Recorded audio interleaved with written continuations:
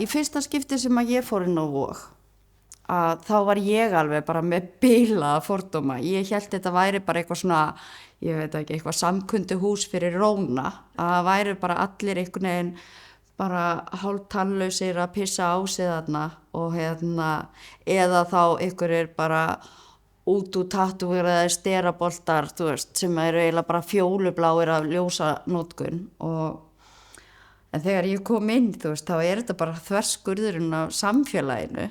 Þú ert alveg með stónerinn, skiluru, þú ert líka með, þú veist, partígaurinn, þú ert með drottninguna sem er bara búin að vera að reyna að vera besta húsmóðir í heimi, best í námi, best í vinnu sem að bara allt í hennu fyrir að misnota örvandi lyf út af því að þú veist, það svo mikið að gera.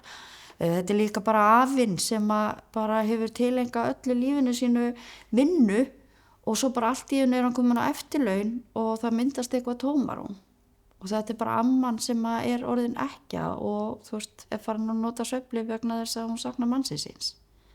Þetta þverskurður af samfélaginu, flestir eru bara nokkuð, þú veist, eðlileg. Þú veist, við erum mjög skemmtileg, en við erum líka bara, þú veist, við erum fólkið sem að týnist í fjöldanum.